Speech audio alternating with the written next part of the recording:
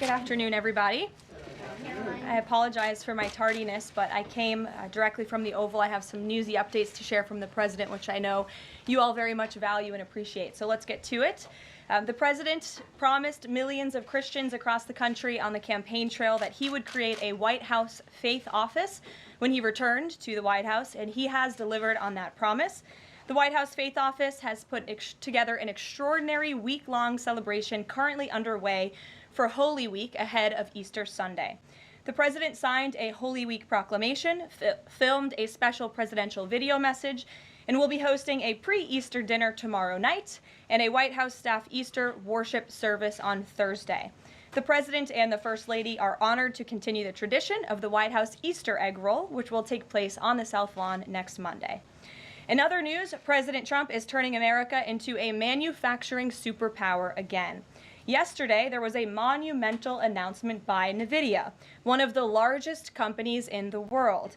This is just the latest example. For the first time ever, chip-making giant NVIDIA will produce AI supercomputers entirely in the United States as part of its pledge to produce $50 billion worth of AI infrastructure in our country over the next 4 years.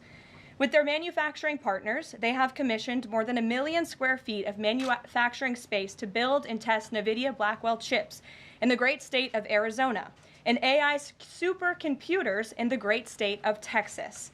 NVIDIA's founder and CEO Jensen Huang touted how the engines of the world's AI infrastructure are being built in the United States for the first time. This is the Trump effect. This follows trillions in other U.S. investments announced already, including $500 billion from Apple in U.S.-based manufacturing and training, $100 billion from TSMC and U.S.-based chips manufacturing, and the $500 billion private investment led by OpenAI, Oracle, and SoftBank in artificial intelligence infrastructure. Under President Trump, we're going to produce the cars, the ships, the chips, the airplanes, minerals, and medicines that we need right here in America at the hands of American workers. On the border, President Trump continues to break records and protect our homeland. According to CBP, Border Patrol apprehensions along the southwest border for the entire month of March 2025 were lower than the first 2 days of March 2024 under Joe Biden. Incredible law enforcement officers are arresting violent illegal aliens from American communities every day. Here are a few examples from the latest ICE report, which I received this morning.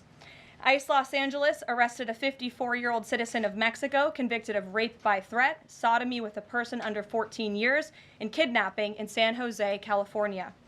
ICE Houston has arrested a 23-year-old citizen of Mexico convicted of predatory criminal sexual assault of a child in Cook County, Illinois.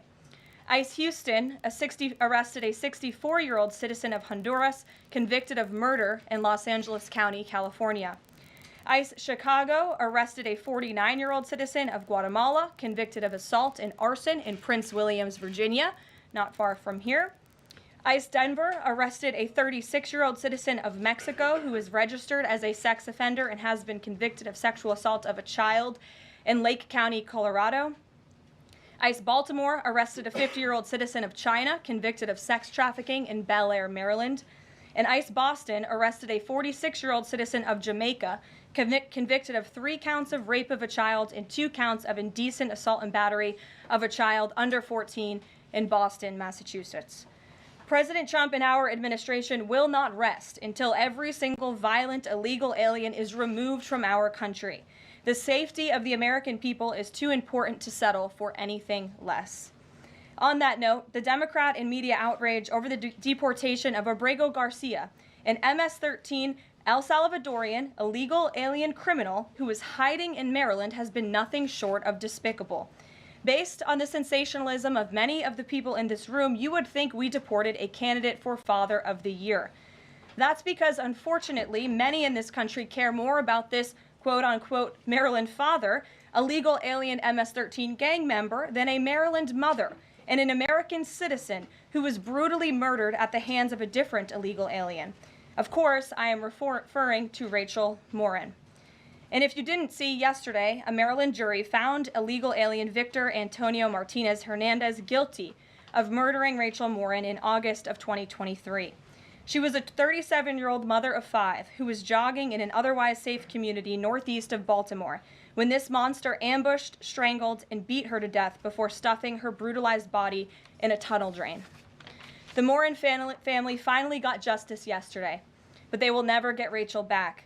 Our hearts go out to Rachel's family, her 5 children, and her mother, Patty, who has suffered the unimaginable loss of her daughter.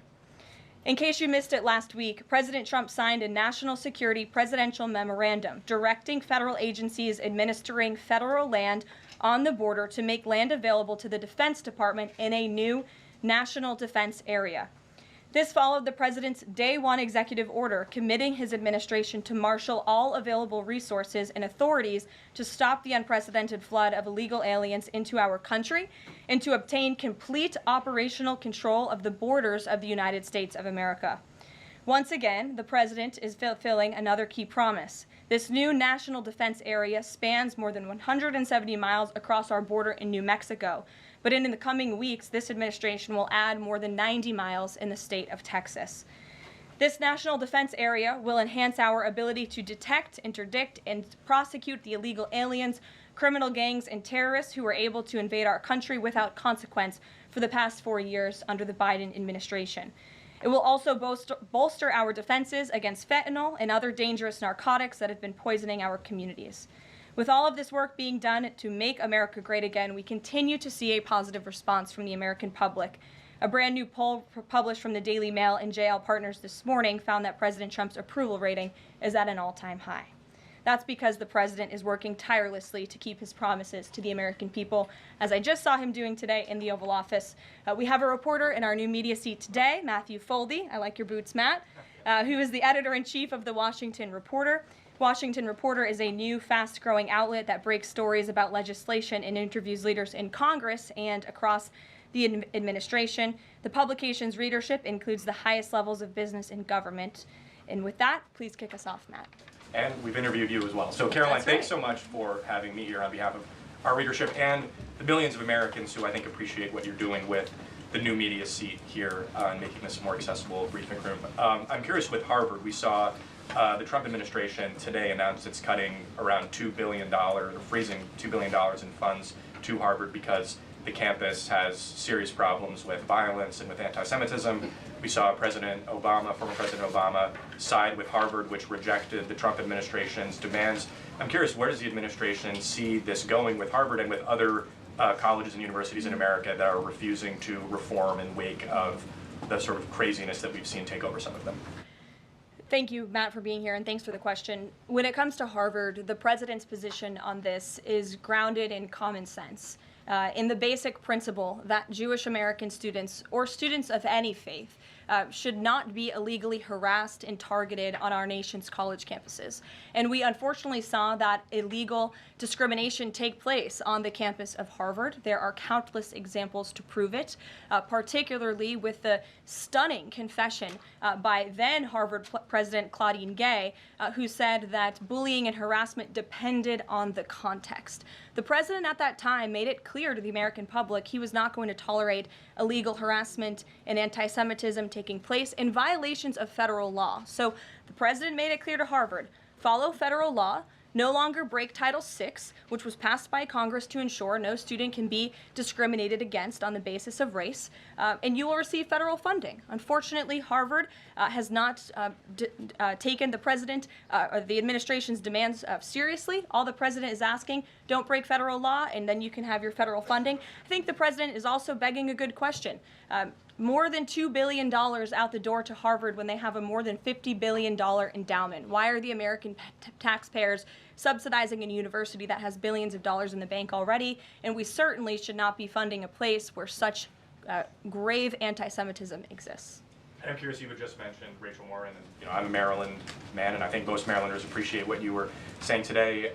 We've seen that Chris Van Hollen, who was Rachel Morin's senator, basically threatening to fly to El Salvador to press for the release of someone who was in America illegally.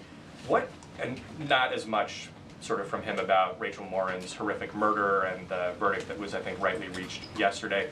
What does the administration think about the priorities we're seeing from Senate Democrats in terms of illegal immigrants instead of the work that agencies like ICE and DHS are doing with the Trump administration? It's mind-boggling, the priorities of the modern-day Democrat Party.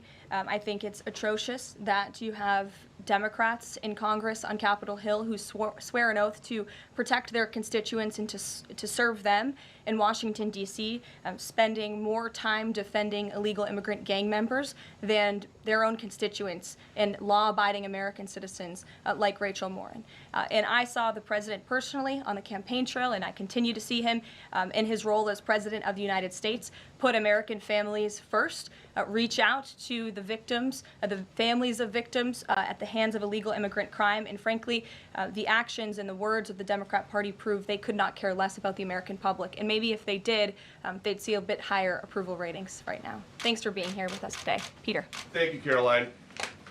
To follow up on something that you just said, why do Ivy League schools get so much federal funding? It's a very good question, and it's a question the president has obviously raised in his discussions and negotiations with not just Harvard, but also Columbia and many other Ivy League institutions. We have the Anti-Semitism Task Force, which the president promised and delivered on. The Anti-Semitism Task Force is across the government, representatives from various federal agencies who meet on a weekly basis to discuss the question that you just raised. And I think a lot of Americans are wondering why their tax dollars are going to these universities when they are not only indoctrinating our nation's students, but also allowing such egregious illegal behavior to occur. To follow up on immigration, deporting American citizens to Central American prisons, is it legal, or do you need to change the law to do it? Well, it's another question that the president has raised. It's a legal question that the president is looking into. And he talked about this yesterday when with his meeting with President Bukele in the Oval Office. He would only consider this, if legal, for Americans who are the most violent, egregious, repeat offenders of crime who nobody in this room wants living in their communities. And then there's this CHNV thing. President Biden let more than 530,000 people from Cuba, Haiti, Nicaragua, Venezuela into the U.S. with this CHNV program. He did it with the stroke of a pen. And now a judge will not let President Trump undo it with the stroke of a pen. So are you guys going to give all 530,000 plus people individual deportation hearings, or are you just going to try to deport them? I spoke to White House counsel's office about this morning because obviously another rogue district court judge is trying to block the administration's mass deportation efforts with this latest injunction. We will fight this in the court of law, and we will ensure that every individual who illegally entered our country and was really taken advantage of by the previous administration because they abused the parole system in this country to fast track legal status, as they said, for these illegal immigrants. And they completely abused our legal system. Many of these paroled individuals were then given temporary protective status, which the intention of that TPS was only supposed to be used in times of war or storm or destruction in the home countries of these migrants. It was completely abused. These migrants came here for economic reasons, and they illegally entered our country, and the president is not going to tolerate that. And so we will continue to focus on deporting as many individuals as we can. Jennifer. One on tariffs and one on Russia. Can you give us any sort of an update on which deals are in hand or are close? Which countries are reaching a deal on tariffs? And then on Russia, can you give us an update on what the agreement was with Russia? The president yesterday said that he thinks we'll be seeing some very good deals very soon. Can you talk a little bit about what Russia agreed to? Sure. I don't want to get ahead of our United States Trade Ambassador and Secretary of Commerce, the Secretary of Treasury, all the great individuals who are working incredibly hard to cut these good trade deals. And the president's deeply involved in this as well. He has made it clear to his trade team he wants to personally sign off on all of these deals too. And so I don't want to get ahead of them on announcements, but obviously, as you've heard from numerous administration officials, there have been many talks with countries. We've had more than 15 deals, pieces of paper put on the table, proposals that are actively being considered. And as we've said consistently, more than 75 countries have reached out. So there's a lot of work to do. We very much understand that, but we do believe that we can announce some deals very soon. And then on Russia, can you say, did Russia agree to anything with Special Envoy Steve Witkoff? I don't want to get ahead of those negotiations as well. What I can tell you is that they were a productive conversation was had. As the presidential envoy Steve Witkoff said last night, he believes that Russia wants to end this war, and the president believes that as well. There is incentive for Russia to end this war, and perhaps that could be economic partnerships with the United States, but we need to see a ceasefire first, and the president and the presidential envoy Witkoff made that very clear to the Russians. Gabe. Thank you, Caroline. And Yeah. I also want to thank your press office for releasing that information that you cited up there regarding the ICE arrests over the last couple of days. And I have them right here, but what I might ask is, why not release the same information for those who were deported to El Salvador? Well, first of all, the information was released by the Department of Homeland Security. The individuals on the flights to El Salvador are foreign terrorists, and those are counterterrorism operations. They are much different than the arrests and final order of removals that you see on a day-to-day basis that law enforcement agents are conducting around the country. That information was not, to that detail, was not released by DHS, though. I just told you the reason. It was a counterterrorism operation, a deportation of foreign terrorists, not illegal criminals who have been convicted of heinous crimes living in our American communities. It's two different things. Foreign terrorist, illegal immigrant criminal, two different things, two different definitions. You should look them up. Christian, go ahead. Yeah, thanks, Caroline. Does the president support raising the corporate tax rate to pay for all these other tax cuts he wants to see move through Congress? Look, I've seen this idea proposed. I've heard this idea discussed, but I don't believe the president has made a determination on whether he supports it or not. And then secondly, do you have any information on the status of Eden Alexander? Hamas says they lost contact with the unit guarding him following an Israeli airstrike earlier today. I don't have updates. I have not seen that report, but I can certainly check in with our National Security Council. I have spoken to the president about Eden Alexander, and he's made it very clear to our national security team that finding him is a priority, but unfortunately I don't have any updates to share. But it's a very important matter, and certainly we can check in. Sure. Hi. How Hi. concerned is the president that a federal judge could hold a Trump administration official in contempt of court for defying deportation orders? We are complying with all court orders. So I see what you're trying to do there with that question, but we're very confident that every action taken by this administration is within the confines of the law, and we continue to comply with the court's orders. And you have seen that, and the president made that clear yesterday in the Oval Office with President Bukele. Sure. Thanks, Caroline. Could you, just going back to El Salvador, could you just explain to us a little bit more about the legal basis on which you may be able to send US citizens to prison there? I know you said that President Trump is looking at it, but can you explain to us a little bit more about how that might be possible? We're looking at it, and when I have more for you to share, I certainly will. Sure. Still going off the El Salvador questions, yesterday in the Oval Office, administration officials made it very clear that El Salvador is responsible for Mr. Abrego Garcia, yet El Salvador's president said we're not going to do anything with him. So my question is, who is responsible for this man and where he's going to end up? Well, no. First of all, President Bukele said that he is not going to smuggle a foreign terrorist back into the United States of America, as many in this room in the Democrat Party seemingly want him to do. Abrego Garcia was a foreign terrorist. He is an MS-13 gang member. He was engaged in human trafficking. He illegally came into our country. And so deporting him back to El Salvador was always going to be the end result. There is never going to be a world in which this is an individual who's going to live a peaceful life in Maryland, because he is a foreign terrorist and a MS-13 gang member. Not only have we confirmed that, President Bukele yesterday in the Oval Office confirmed that as well. So he went back to his home country, where he will face consequences for his gang affiliation and his engagement in human trafficking. I'm not sure what is so difficult about this for everyone in the media to understand, and it's appalling, truly appalling, that there has been so much time covering this alleged human trafficker and this gang member, MS-13 gang member. It's truly striking to me. Karen. Thanks, Caroline. The president was posting on Truth Social today about helping American farmers. And last week in his cabinet meeting, he was talking about a plan to work with farmers to retain workers who are in the U.S. illegally, provided that they leave and then come back through what he said would be a legal process. Can you give details on what that would look like?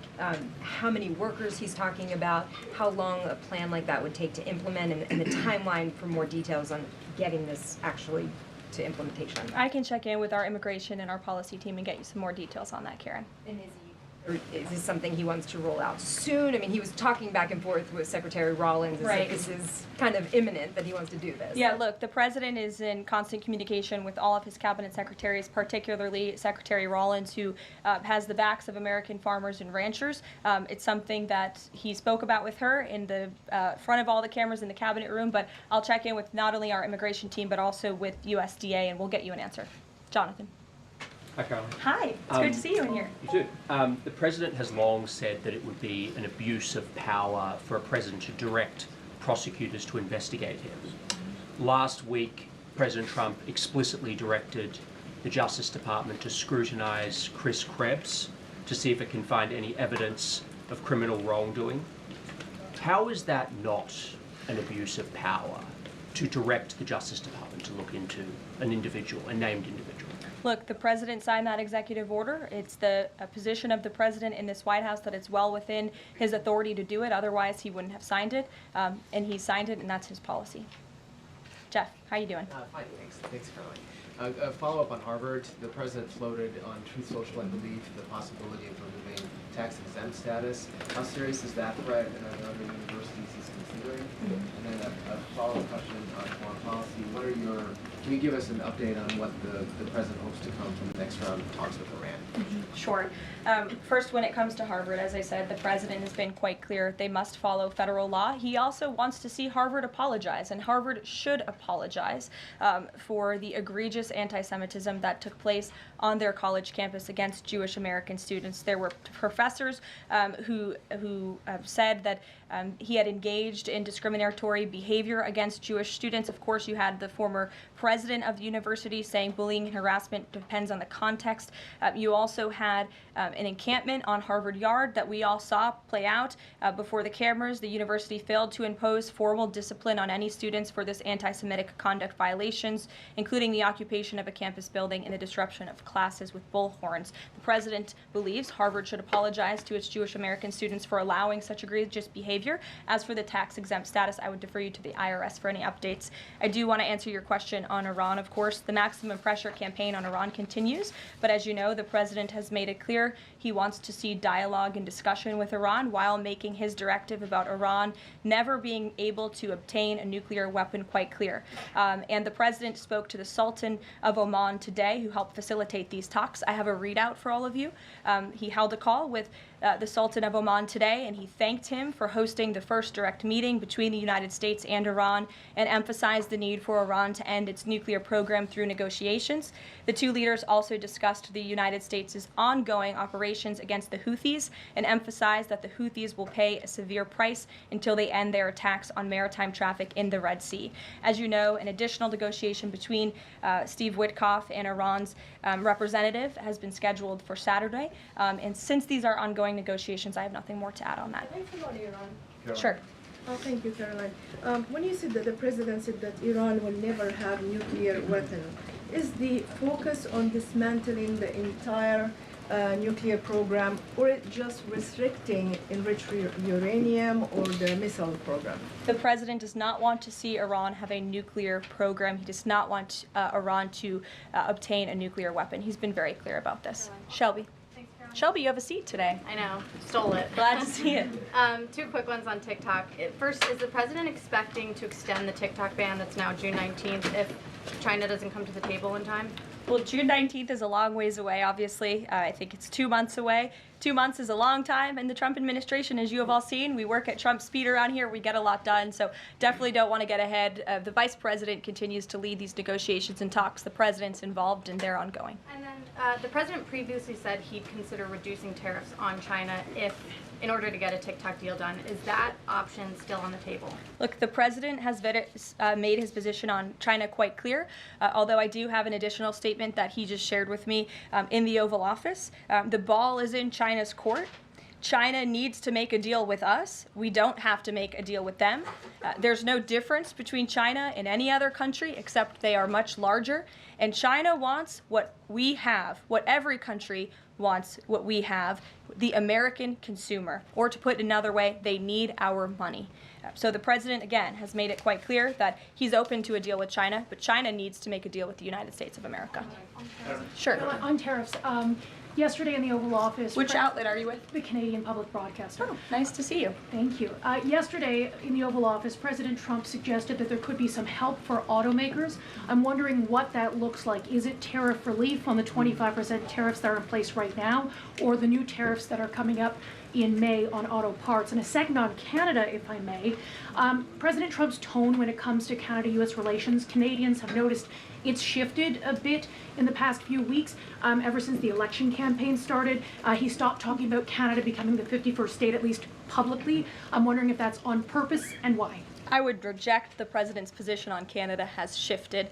Perhaps he just hasn't been asked about Canada by questions from this group in the Oval Office when they see him almost every day, but the president still maintains his position on Canada. The United States has been subsidizing Canada's national defense, and he believes that Canadians would benefit greatly from becoming the 51st state of the United States of America. As for autos and auto parts, I don't have anything to read out for you there, but I think the point the president was making is flexibility, and he has flexibility when it comes to negotiations and talks, but ultimately his goal in his fair trade deals that he is pursuing with many countries around the world is to put the American worker first. And we had automakers and auto workers here at the White House on Liberation Day who believe in this president and his negotiating ability to put them first and to bring those jobs back to the United States of America, and the president's been very clear about that in his conversations with the automakers as well. Deanna, go ahead. Thanks, Caroline. One on Ukraine and one on China. On Ukraine, this past weekend, Zelensky offered an invitation to President Trump, extending an offer for him to visit Ukraine. Just wondering if there's any update on that. Has Trump seen that offer and what he's thinking about? I don't know. Actually, I haven't talked to the president about that, or if he saw Zelensky's offer. I'm sure he did. I haven't spoken to him about it. I can ask him what he thinks. I certainly don't have any plans to share on a potential trip to Ukraine, though. And then on China, this last week, Chinese officials were posting videos on, social media sites depicting a Trump, J.D. Vance, Elon Musk in AI-generated videos working in factories, putting together Nike shoes and iPhones and products like that. Does the White House, have they seen these videos? Do you guys have a response to that? I have seen the videos. I'm not sure who made the videos or if we can verify the authenticity, but whoever made it clearly does not see the potential of the American worker, the American workforce. The president believes in the American people, and he knows that we have the best not only consumer base in the world, but also the best workforce in the world, and that's why he's so focused on bringing investments home and shoring up our critical supply chains and bolstering our manufacturing here as well. Brett. Thanks, Caroline. Would the president support a ban on members of Congress trading stocks? I'm certain that's something the president would be interested in looking at, and I can ask him if he would support such a bill. Sure. Yes. I have a question about the president's post from this morning on farmers. He asked farmers to be patient and just hold on. But a lot of farmers that I've talked to in the last week or so have said, they're in the middle of spring planting season, and that a trade war makes everything sort of up in the air. What would his message to them be? And also, is there anything specifically planned to provide relief like in President Trump's last term? Yes, well, relief is being considered. The Secretary of Agriculture, I know, has spoken to the president about that, and again, it's being considered. And as for the president's message to the farmers, he put it out himself. He could speak for himself much better than I can speak for him, and so I would just direct you to the statement he had telling the farmers again and reiterating his support for them and that he has their backs, which he certainly does. Kelly, in the back. Thanks, Caroline. 2 questions. The first one, a Georgia man was just arrested over alleged threats to kill Director of National Intelligence Tulsi Gabbard. Reportedly, there is now increased security around the FBI deputy director. Can you talk about the level of threats against various administration officials, and then a second one on Biden? I'm sorry to hear that. I had not seen that report. It's very unfortunately, and obviously the White House, the president, and the entire administration condemn any threats of violence against any administration officials or public officials on both sides of the aisle here in Washington, D.C. It shouldn't be tolerated, and we commend the local law enforcement agencies for arresting this individual. Former President Biden, he's set to deliver his first major speech since leaving office tonight. He plans to talk about what I'm told will be Social Security under the current administration, closing of offices, longer wait times, harder for seniors and people with disabilities to access earned benefits, is what Democrats have been saying today.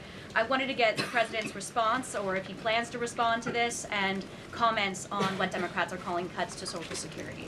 My first reaction when seeing former President Biden was speaking tonight was, I'm shocked that he is speaking at nighttime. I thought his bedtime was much earlier than his speech tonight. I understand the topic of his speech will be Social Security. Let me make it very clear ahead of former President Biden's remarks. President Trump, is absolutely certain about protecting Social Security benefits for law-abiding, tax-paying American citizens and seniors who have paid into this program. He will always protect that program. He campaigned on it, he protected it in his first term, and he's back again to continue protecting it. On the topic of Social Security, I have some news before I let you all go.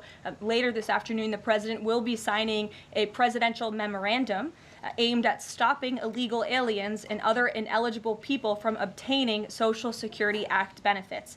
The memorandum will direct the administration to ensure ineligible aliens are not receiving funds from the Social Security Act programs. It will expand the Social Security Administration's fraud prosecutor program to at least 50 U.S. attorney offices and establishes a Medicare and Medicaid fraud prosecution program in 15 U.S. attorney offices. The memorandum will also require the Social Security Administration Inspector General to investigate earning reports for individuals aged 100 or older with mismatched Social Security records to combat identity theft. And the memorandum will direct the Social Security Administration to consider whether to reinstate the use of civil monetary penalties against individuals who engage in Social Security fraud, an effort that has been paused for several years. These taxpayer-funded benefits should be only for eligible taxpayers. And President Biden should think about what he did in his last term, which is allow tens of millions of illegal people into our country, many of whom were fraudulently receiving these benefits. So you'll hear from the president on that later, and we will see you later in the East Room. Bye, guys.